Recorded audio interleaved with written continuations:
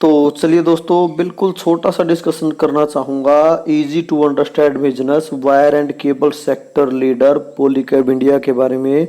तो देखिए दोस्तों, अगर पॉलीकैब की बात की जाए तो आज के दिन की अगर तेज़ी की बात करें तो 2.60% की तेज़ी देखने को मिली है। और अगर पिछले 5 दिन के परफॉर्मेंस की बात की जाए तो 5% की तेज़ी देखने को मिली है। अगर एक महीने के परफॉर्मेंस की बात की जाए तो 9%।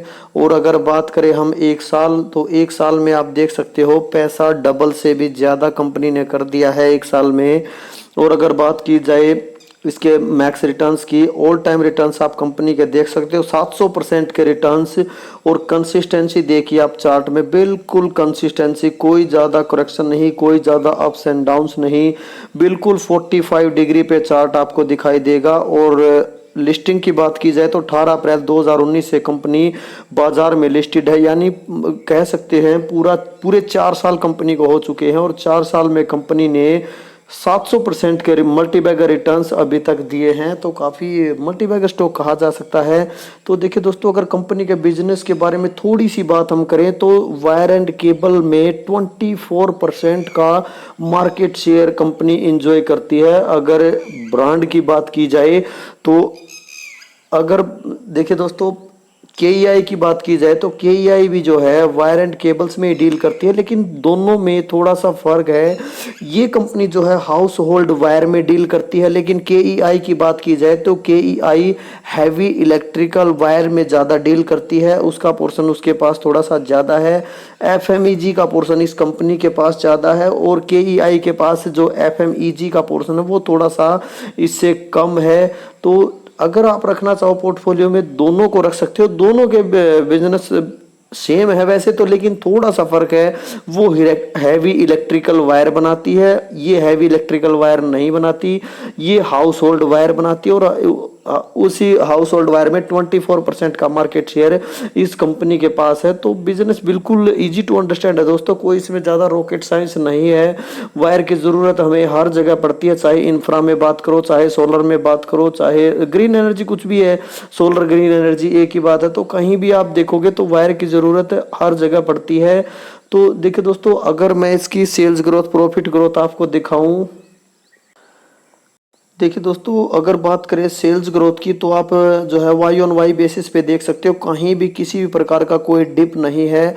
अगर जो है कोविड पीरियड को छोड़ दिया जाए, यहाँ पर कोविड का जो है डिप है, बाकी हर जगह आपको कंसिस्टेंसी दिखाई देगी। और अगर बात करूँ नेट प्रॉफिट की, तो नेट प्रॉफिट में भी आपको हर जगह कंसिस्टेंसी दिखाई देगी। यहाँ पर कोविड का डिप भी दिखाई नहीं दे रहा है, हर जगह कंसिस्टेंसी दिखाई दे रही है। लेकिन अगर बात करें हम क्वार्टर ऑन क्वार्टर बेसिस पे, तो क्वार्टर बेसिस पे थोड़ी जो है उबड़ खाबड़ पहाड़ियां आपको नजर आएंगी। कभी डिप है, कभी फिर बड़ा प्रॉफिट, कभी फिर गिरा, कभी फिर बड़ा, कभी फिर गिर गया।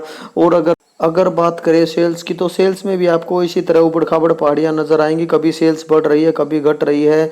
लेकिन जो है लॉन्ग टर्म इन्वेस्टर जो है वाई ऑन वाई बेसिस पे देखते हैं, तो वाई ऑन वाई बेसिस पे अच्छी कंसिस्टेंसी आपको दिखाई देगी। तो देखिए दोस्तों, ज़्यादा टाइम वेस्ट ना करते हुए सीधा चलते हैं, एक बार जो है टेक्निकल्स देख लेते हैं।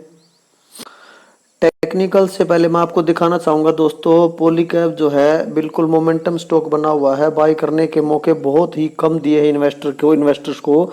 और उनमें से मैं भी एक हूँ, मुझे भी इसमें जो है बाय करने का मौका ज़्यादा नहीं मिला है। अगर बात करूँ मेरी, तो मेरे पास ओनली 2 शेयर है इस कंपनी के, तो उनमें आप प्रॉफिट देख सकते हो, 102% का प्रॉफिट आपको दिखाई देगा, यानी मेरा पैसा डबल हो चुका है।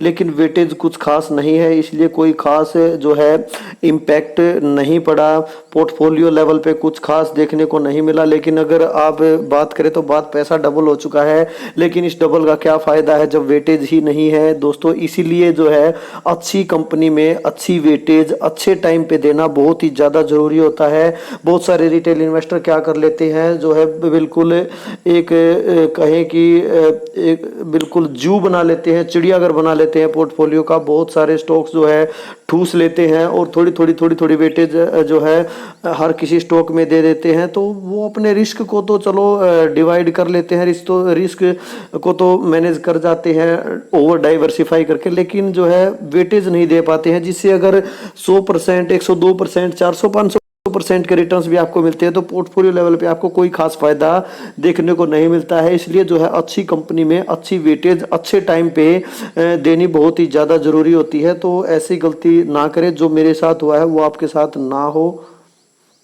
तो देखिए दोस्तों, अगर आज की तेजी की बात की जाए तो आज जो पॉलीकैब में तेजी देखने को मिली है वो इस न्यूज़ की वजह से है। न्यूज़ यहाँ पर आप देख सकते हो कि जो है कंफर्ट लेटर इशू किया है कंपनी ने बोरोइंग को इनहेंस करने के लिए। तो यहाँ पर लिखा हुआ है पॉलीकैब इंडिया स्टॉक जो है 6 महीनों में अगर रिटर्न्स की बात की जाए तो 63% के रिटर्न्स कंपनी ने मात्र 6 महीनों में दिए हैं। तो चलिए थोड़ा आगे देखते हैं। तो पॉलीकैब इंडिया ने जो है कंफर्ट लेटर इशू किया है एचडीएफसी बैंक को बोरिंग फैसिलिटी, जो इसकी सब्सिडायरी कंपनी है। अगर सब्सिडायरी कंपनी का नाम हम देखें तो तिरुपति रेल्स प्राइवेट लिमिटेड नाम की कोई सब्सिडायरी कंपनी है इस कंपनी की। तो जो है पॉलीकैब ने क्या किया है, पॉलीकैब ने कंफर्ट लेटर इशू किया है एचडीएफसी बैंक को कि भाई आप जो है जो बोरोइंग फैसिलिटी है उसको बढ़ा दीजिए हमारी subsidiary company Tirupati rails private limited के लिए। और जो है उसी को लेकर जो है इसी न्यूज़ की वजह से आज थोड़ा तेजी इसमें देखने को मिली है। तो चलिए थोड़ा आगे देखते हैं। तो अगर ब्रोकरेज व्यूज़ और टारगेट प्राइस की बात की जाए तो ब्रोकरेज जो है इस कंपनी के टारगेट एक प्रकार से न्यूट्रल ही दे रहे हैं अभी भी। अगर ये सिक्योरिटीज़ की बात की जाए तो उन्होंने न्यूट्रल रेटिंग दी है, 4505 के टारगेट दिए हैं। और अगर बात करें रेलिगे रिटेल रिसर्च की तो उन्होंने जो है होल्ड की रिकमेंडेशन की, होल्ड की रेटिंग दी है। तो उनके अगर टारगेट प्राइस की बात की जाए तो 4612 इंच, तो अभी जो है काफी ऊपर जा चुका है स्टॉक, 5000 को क्रॉस करके ऊपर जा चुका है, 5100 को भी क्रॉस कर चुका है।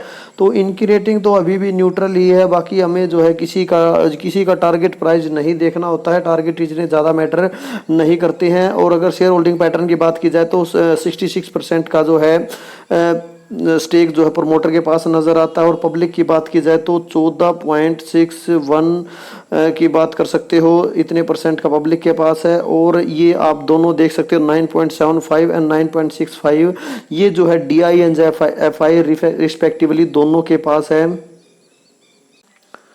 तो देखिए दोस्तों, अगर टेक्निकल्स की बात की जाए तो ये जो पैरेलल लाइंस मैंने ड्रा की है तो इनमें इस रेंज में काफ़ी दिनों से ये फंसा हुआ था।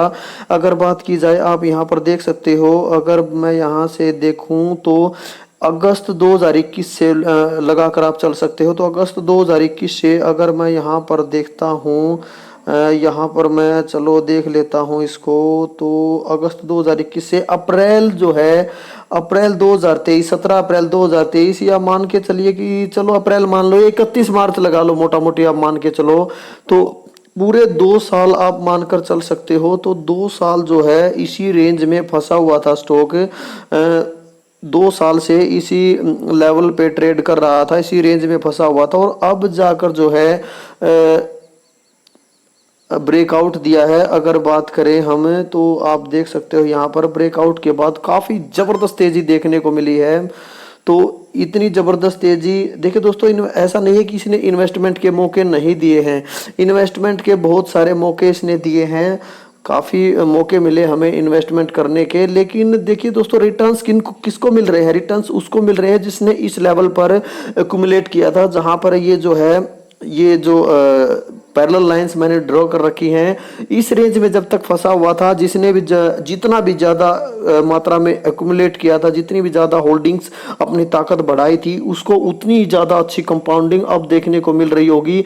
तो अभी जो है ये जब बुरी तरह से भाग रहा है, लगातार बिल्कुल ग्रीड में आग लगी हुई है यहाँ पर, तब जो है काफ़ी सारे रिटेल इन्वेस्टर जो हैं इसको फोमो बाइंग करने के चक्कर में हैं और जो है ऊपर के लेवल पर भी बाई करना चाहते हैं। तो देखिए दोस्तों, मार्केट में ऐसे पैसा नहीं बनता है। अगर आप एक लॉन्ग टर्म इन्वेस्टर हो तो आपको इस तरह की अपॉर्चुनिटी से दूर रहना चाहिए जो अपॉर्चुनिटी अब है, क्योंकि ये ग्रीड का माहौल है। स्टॉक चाहे कितना भी अच्छा क्यों न हो, तब से आप देख सकते हो चार्ट बिल्कुल स्ट्रेट लाइन में ऊपर गया, 90 डिग्री पे आप देख सकते हो यहाँ पर बिल्कुल ब्रेकआउट देने के बाद लगभग 90 डिग्री आप देख सकते हो सीधी लाइन में बिल्कुल ऊपर गया। तो जितना ज़्यादा भाग रहा है उतना ही ज़्यादा रिस्की होता जा रहा है, सेफ नहीं हो रहा है। तो क्या पता कि देखिए दोस्तों, इक्विटी बहुत ज़्यादा रिस्की है। आप अगर अभी ऊपर के लेवल पे बाई कर लेते हो और कल को पता चले कि मोमेंटम बिगड़ गया, जैसे हरिओम पाइप में देखने को मिला है, तो फिर आप क्या करोगे? आप ऊपर के लेवल पर ट्रैप हो जाओगे, आपको रिटर्न्स कुछ नहीं मिलेंगे। तो देखिए दोस्तों, अगर आपने यहाँ इन्वेस्टमेंट किया होता, ये जो लेवल है, ये जो रेंज है, यहाँ फंसा हुआ था, यहाँ तक आपने इन्वेस्टमेंट की होती तो आपको अच्छे रिटर्न्स देखने को मिलते। तो हमें उन स्टॉक्स पर ज़्यादा फोकस करना चाहिए। जैसे मैं बात कर रहा हूँ विनाती ऑर्गेनिक्स की, तो विनाती ऑर्गेनिक्स जैसे अब उस रेंज में फंसा हुआ है 2200 और 1700 की रेंज में। हालांकि आज थोड़ा सा 1800 से नीचे फिसल गया, वो 7 रुपये 1793 तक जा चुका है। तो हमें उस तरह के स्टॉक्स पर ज़्यादा फोकस करना चाहिए, मार्जिन ऑफ सेफ्टी वहाँ ज़्यादा है। लेकिन ये तो अब भागने के बाद बहुत बहुत ज़्यादा रिस्की हो चुका है। और आज की तेजी की बात की जाए तो आज तो जो है इसमें न्यूज़ की वजह से तेजी देखने को मिली। तो न्यूज़ की वजह से जो तेजी है वो सस्टेन शायद ना करे, हो सकता है ये 5000 से नीचे आता हुआ आपको दिखाई दे। तो अगर आपको बाई ही करना है तो आप कम से कम जो है थोड़ा वेट करें, उसके बाद ही बाई करें। तो चलिए इस चार्ट को मैं जो है डेली चार्ट में कन्वर्ट कर देता हूं। देखिए दोस्तों, एग्जाम्पल सिर्फ एक विनाती ऑर्गेनिक्स का नहीं है, काफ़ी सारे स्टॉक जो है इसी लेवल पे हैं। अगर कैंपस की बात भी करें, डी मार्ट भी है, हिंदुस्तान फूड भी है, तो और भी काफ़ी सारे स्टॉक्स हैं जो मैंने कल डिस्कस किए थे। राज रतन ग्लोबल वायर भी है। तो काफ़ी सारे स्टॉक्स हैं जो अभी जो है एक ही रेंज बाउंड हो चुके हैं, वहीं पर अटके हुए हैं। तो उनमें इन्वेस्टमेंट की अपॉर्चुनिटी आपको तलाश करनी चाहिए। ये ऐसे ही पैसा बनता है। अगर आप एक लॉन्ग टर्म इन्वेस्टर हो तो बीटन डाउन स्टॉक्स को, फंडामेंटली स्ट्रॉन्ग स्टॉक्स को उनके स्पोर्ट लेवल, मेजर स्पोर्ट पर बाई करके आप बैठोगे, तभी आपका पैसा बनेगा। नहीं तो आप बिल्कुल या तो ट्रैप हो जाओगे या आपको रिटर्न्स बिल्कुल ही कम देखने को मिलेंगे। तो क्योंकि रिटर्न्स उन्हीं को मिलते हैं दोस्तों जो बिल्कुल बीटन डाउन स्टॉक्स को जो है नीचे के लेवल पर बाई करते हैं। तो वहाँ पर ज़्यादा रिटर्न्स देखने को मिलते हैं, ना कि जो है अभी आप बाई करते हो। लेकिन फिर भी अगर आपको बाई ही करना है दोस्तों, तो आप जो है 4800 4900 के लेवल का वेट कर सकते हो। क्योंककि जो है इसका जो गिरने के बाद जो रेजिस्टेंस था वो अब सपोर्ट का काम करेगा। तो जो है आप यहाँ पर देख सकते हो 4875 के आसपास आप मानकर चल सकते हो। तो अगर 4900 से नीचे आता है तो आप बाई करने की अपॉर्चुनिटी थोड़ा बहुत धीरे धीरे के क्वांटिटी के रूप में उठा सकते हो। और फिर जो है 4500 के आसपास का बड़ा सपोर्ट आप इसको थोड़ा मानकर चल सकते हो। तो बाकी 4500 तक पता नहीं जाएगा नहीं जाएगा, क्योंकि काफ़ी भाग चुका है। गिरने के बाद जा भी सकता है 4500, कोई बड़ी बात नहीं है। क्योंकि जब मोमेंटम बिगड़ता है, जब वक्त बदलता है, तो कुछ भी हो सकता है। अभी तो काफ़ी रिस्की बना हुआ है मेरे हिसाब से। तो काफ़ी यहाँ पर रिस्क है, मार्जिन ऑफ सेफ्टी बिल्कुल भी नहीं दिखाई दे रही। बाकी आप अपनी रिसर्च के हिसाब से ये काम करें। बाकी मुझे तो ऐसा ही लगता है कि आपको बीटन डाउन जो स्टॉक्स हैं उन पर ज़्यादा फोकस करना चाहिए। क्योंकि जो है पैसा ऐसे ही बनता है दोस्तों। इक्विटी बहुत बहुत ज़्यादा रिस्की है। क्या पता मोमेंटम स्टॉक आपके बाई करने के बाद मोमेंटम बिगड़ जाए और जो है जो बीटन डाउन स्टॉक है वो आपके बाई करते ही भाग जाए। तो अमूमन मार्केट में ऐसा होता है दोस्तों कि जब जो गिरा हुआ बीटन डाउन स्टॉक है वहाँ पर आप बाई करोगे नहीं, भागते हुए स्टॉक को आप बाई करोगे, ऊपर के लेवल पर ट्रैप हो जाओगे। तो मार्केट रिटेल इन्वेस्टर को ऐसे ही फंसाता है। बाकी ठीक है, आप जो है अपनी रिसर्च के हिसाब से ही काम करें। वर्ड और कहना चाहूँगा दोस्तों, लेकिन अगर आपको वायर केबल सेक्टर में जाना ही है तो आप KEI को भी देख सकते हो। उसमें हालांकि डिस्काउंट थोड़ा कम है। तो अभी जो है 18% के आसपास का डिस्काउंट तो था। 2300 से नीचे गया था, लेकिन अब 2300 से ऊपर आकर 2500 के आसपास पहुंच चुका है। तो अब शायद मैंने देखा नहीं, बिल्कुल ही कम डिस्काउंट है वैसे, लेकिन इससे ज़्यादा डिस्काउंट है। लेकिन उसका रिजल्ट इतना अच्छा नहीं था। इसमें जो है इसका रिजल्ट काफ़ी रोबस्ट रिजल्ट था। रिजल्ट की वजह से इसमें काफ़ी अच्छी तेज़ी थी, लेकिन ऊपर से न्यूज़ भी आ गई तो जो है आग में घी डालने का काम हो गया। तो अभी जो है काफ़ी यहाँ पर आग लगी, काफ़ी ग्रिड है, आग में हाथ डालोगे तो हाथ जल सकता है। तो और क्या बोलूँ। ओके, थैंक यू दोस्तों।